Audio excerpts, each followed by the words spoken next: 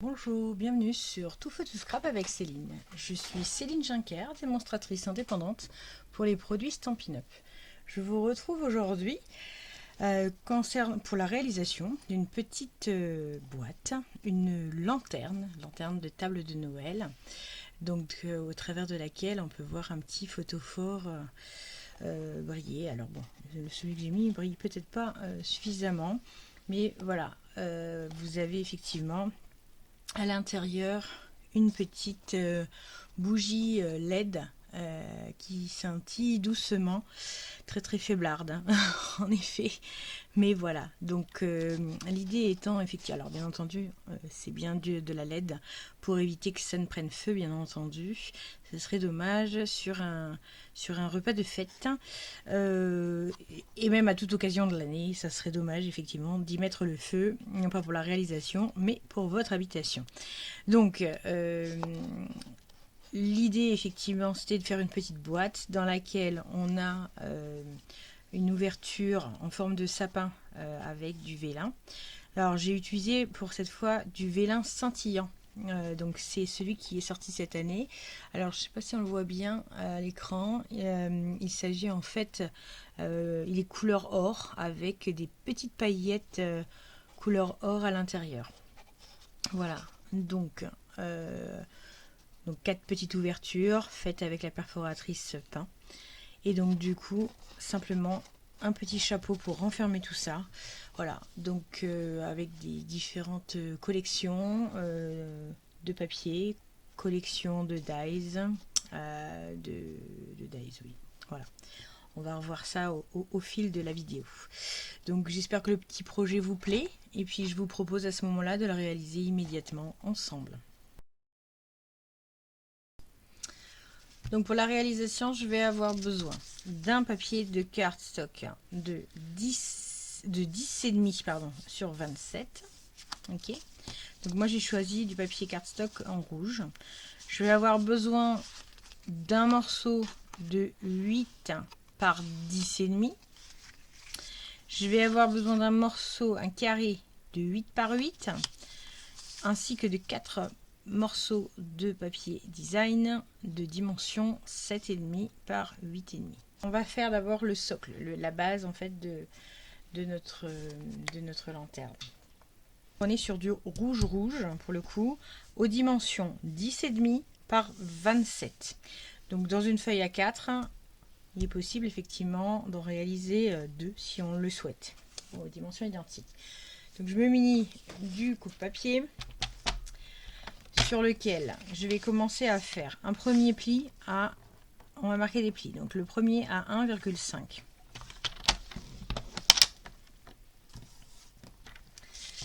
Je tourne ma feuille. Alors 1,5. Le second à 9,5. En réalité, il va y avoir 4 facettes de 8 cm exactement. 17,5. Juste là. Hop, ça va être plus simple. 17,5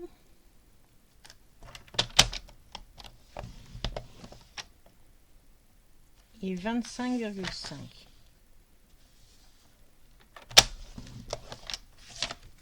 Biseauter de part et d'autre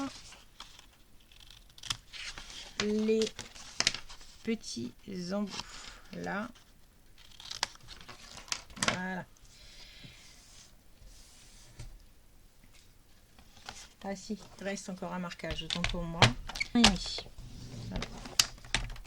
Et je le marque de la sorte. Donc après je plie là sur les côtés et je viens biseauter également en bas. Ça va nous faire une ouverture de cette sorte là.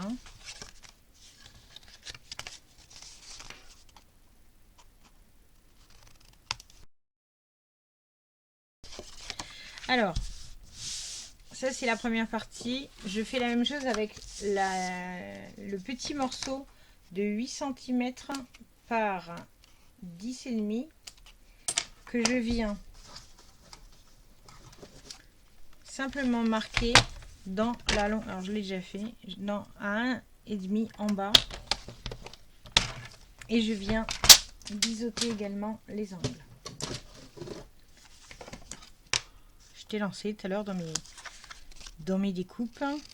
Et puis j'ai commencé la lanterne sans me rendre compte que je n'étais pas en ligne. Alors, donc maintenant, ce qu'on va faire. L'idée maintenant, c'est de venir perforer de manière à avoir notre sapin. Donc là, je vais prendre la perforatrice qui va bien et qui se nomme perforatrice pain. Ok. Alors, si je perfore, après, je perfore mon papier, je perfore ça, je vais devoir effectivement pile poil, pile poil jongler pour trouver la bonne ouverture, c'est-à-dire pour qu'elle soit pile poil au bon endroit. Donc pour être sûr d'être vraiment bien positionné, l'idée c'est de venir déjà positionner entièrement les papiers design dessus et de venir perforer après coup. La seule chose, c'est que vous l'avez vu, il y a du papier vélin au milieu. Donc après, j'avais possibilité effectivement de coller du papier vélin à l'intérieur.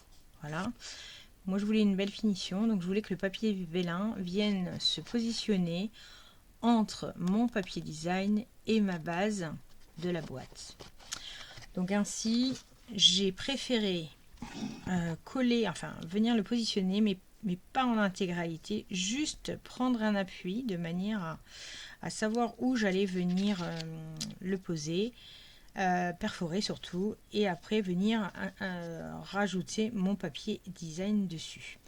Alors ce qu'on va faire, c'est avant de coller quoi que ce soit, ce que je souhaite, c'est faire un marquage. Donc avec un crayon gris, ainsi qu'une règle, je vais venir prendre le milieu en fait de chacune des facettes. Donc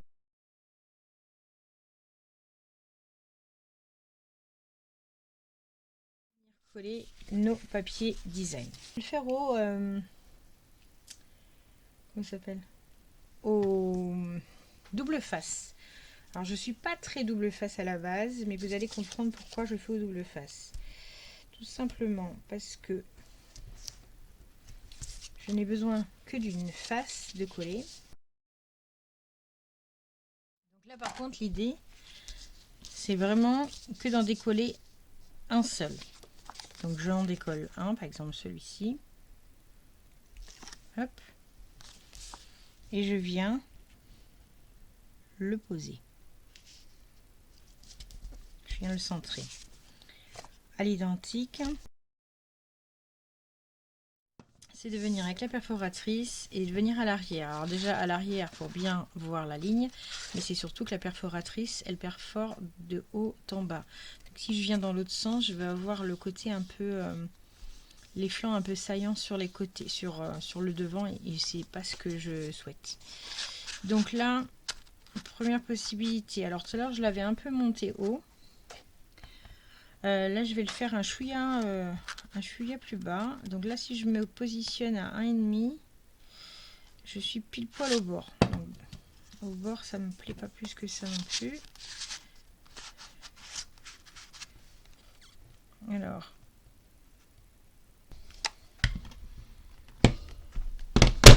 voilà. On va garder ça pour faire des petits sapins pour faire une carte. Rien n'est perdu.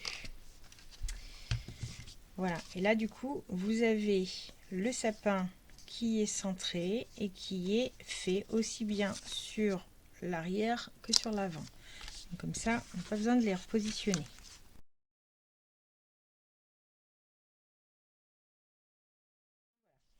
Donc le papier vélin. Alors, je vais avoir besoin de 4 morceaux de 5 cm par 6 cm et demi que je vais venir simplement glisser au milieu. Donc bien entendu, je vais les faire tenir. Alors, vous voyez, finalement, il y a une notion de transparence. On voit peut-être pas bien comme ça, mais vous voyez, voilà, si je fais glisser une feuille, on voit à travers. Donc effectivement, la lanterne, alors c'est peut-être pas, il y a peut-être trop de lumière pour qu'on la voit scintiller. Voilà, ouais, c'est un peu trop clair. C'est un peu trop clair, mais voilà, l'idée c'était ça. Donc le papier vélin, bon là il est en dessous, il est caché. Alors il faut savoir que sur le papier vélin, c'est mettre de la colle ou mettre du double face, ça sera toujours visible. Donc l'idée c'est d'en mettre, dans les coins ou sur des endroits où on l'attache. Et en l'occurrence là, ce qu'on va faire, c'est on va le mettre sur les coins comme ça.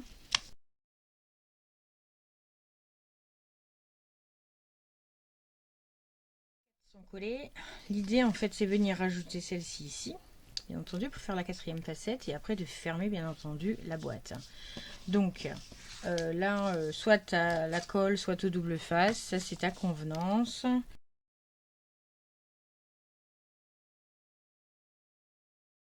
Alors là, je me positionne flanc. Voilà. Ah oui, bah oui, il faut que je gomme effectivement à l'intérieur. Mettre, je vais faire à la colle. Non, à nos habitudes. Voilà. Et je viens ramener simplement ici et je suis pile au bon endroit. Ok.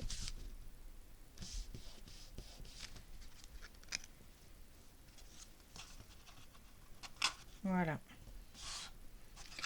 Donc l'intérieur de la boîte forcément se forme naturellement. Hein, vous l'avez vu avec les petites pattes.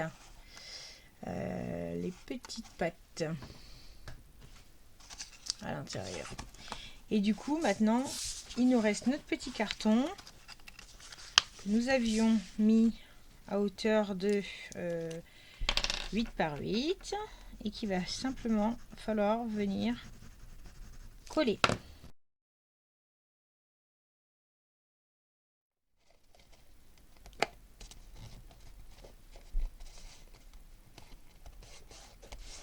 Voilà.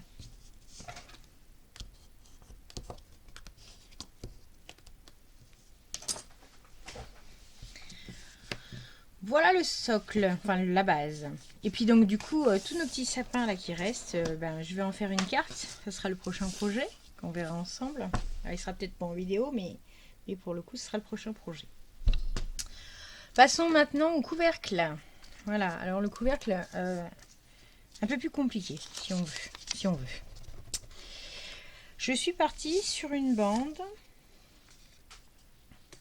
de 8,5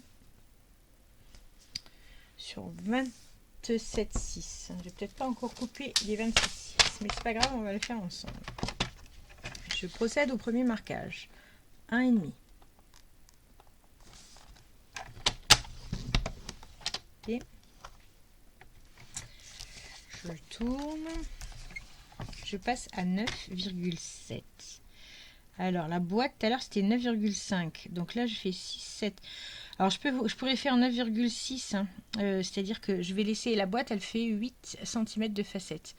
Pour que le couvercle rentre aisément, il faut lâcher un petit peu de mou. Quoi. Donc à 8,2 sur chacun des côtés, il est peut-être un peu lâche. Bon, je vais rester sur mon calcul, quoique je pourrais le faire un chouïa plus juste. Je vais passer à 8,1 au lieu de 8,2, pardon, je vais y arriver. Donc ce qui nous fait 9,6.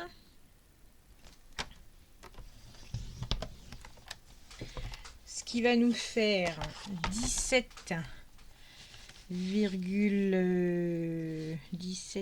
Alors j'avais mis 17, que je dise pas de bêtises. Alors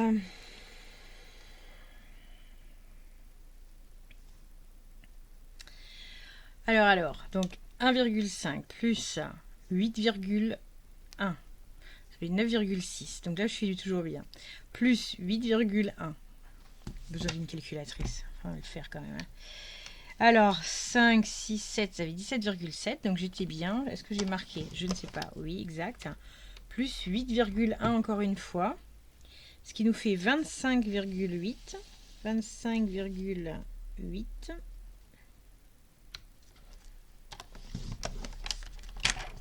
1, 2, 3. Et du coup, plus 1,5 de marge pour fermer ma facette. Je suis donc à 27,3.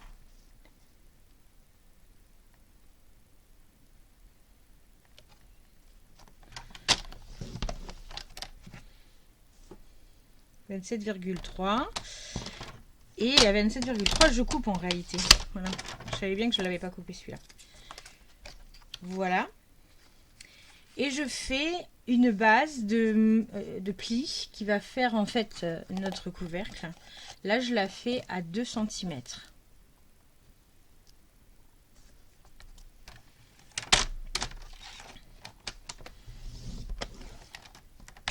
Ok. Donc, il nous faut forcément encore une facette. Donc, la facette supplémentaire, je viens la chercher là. Alors, du coup, j'avais dû la faire à 8,2. On va rectifier le tir à 8,1. Ça va être une très petite découpe. Mais bon, c'est bon, ça a pris. Et je fais un pli à 2. Ok. Voilà. Je mets de côté. Alors, là, comme tout à l'heure, je vais venir faire des marquages, histoire d'être bien centré. Perforatrice étiquette charmante. Pourquoi? Parce qu'elle a déjà effectivement un petit rond à l'intérieur qui me permet de faire un laçage. Alors l'idée, toujours pareil, c'est de se positionner, de venir perforer. Donc je viens la positionner en haut et je viens perforer. Ok. Donc ça nous donne ça. Et ça, je vais le reproduire sur chacune des facettes. Donc l'idée, en fait, vous l'avez vu, donc là, il y a ça. Forcément, ça va devoir partir. On est bien d'accord que cette partie-là, elle saute. Le problème, c'est que si je coupe comme ça, c'est ce que j'avais voulu faire au départ, pour faire que ce soit harmonieux, que ce soit propre. Le problème, c'est que ça ne ferme pas. Parce que quoi qu'il en soit, il va falloir entailler cette partie-là pour que les 4 facettes viennent se plier. Donc du coup, ce que j'ai fait, je suis venue jusqu'au bout quasiment, entailler en fait comme ça. Donc c'est-à-dire, je vais le faire, ça sera plus simple plutôt que de parler. Hop. Je vais prendre ça. Pip, pip, pip. Déjà, je vais faire mon biseau là de languette. Et là, en fait, je viens simplement entailler jusqu'ici. Ok, on peut aller jusque là. Comment je l'ai fait ici? Je l'ai fait. Non, j'ai laissé mon petit appendice. J'ai un décalage. Bon, bah ça c'est l'histoire de la perfo, hein, bah, c'est pas grave. Donc je vais faire plutôt que de le faire en deux, je vais le faire un par un. Voilà.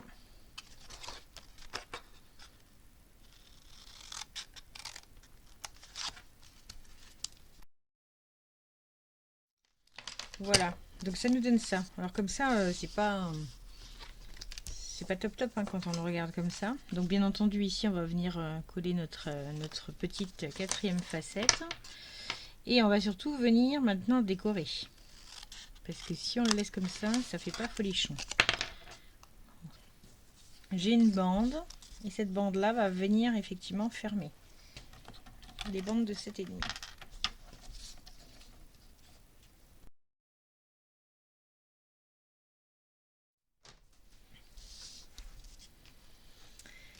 Et maintenant, simplement fermer ma ceinture. Ok. Voilà.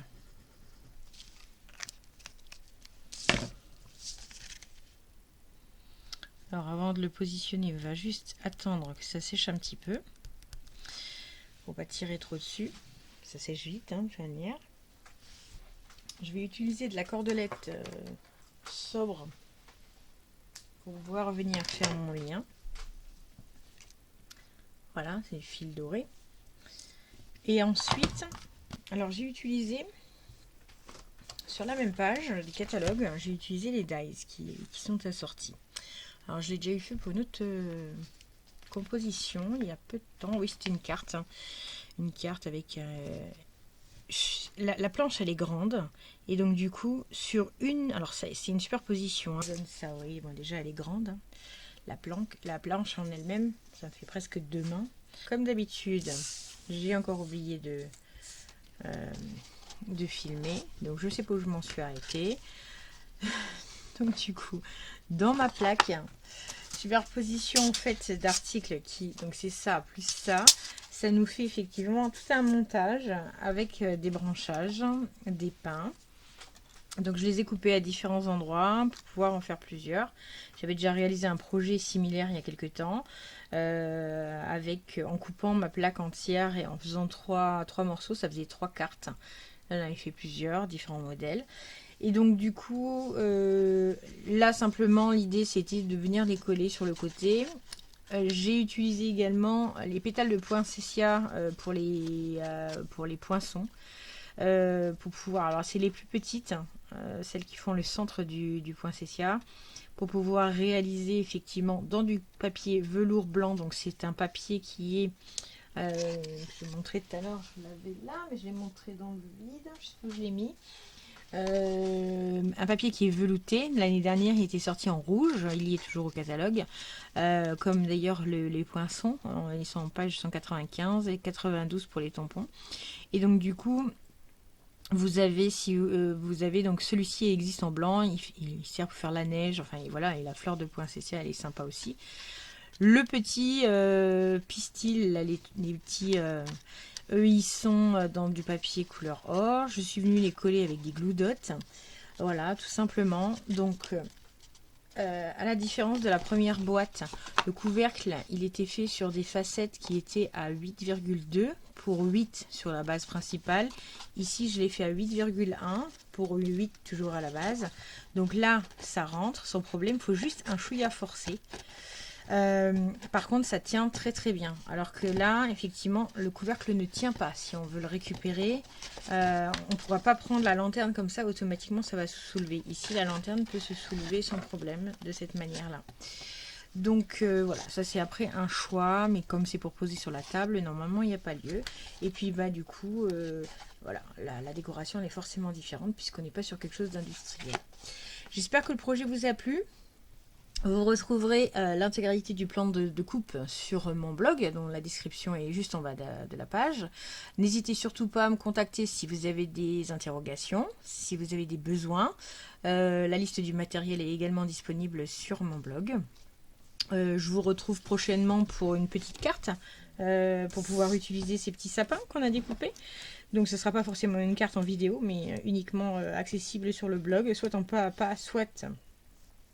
tout simplement en photo. Je sais pas encore ce que je vais en faire. Donc voilà, bah écoutez, j'espère en tout cas que le projet vous a plu. Petite décoration de table pour Noël. Et puis bah écoutez, je vous souhaite une bonne fin de journée. En attendant, prenez soin de vous. Merci.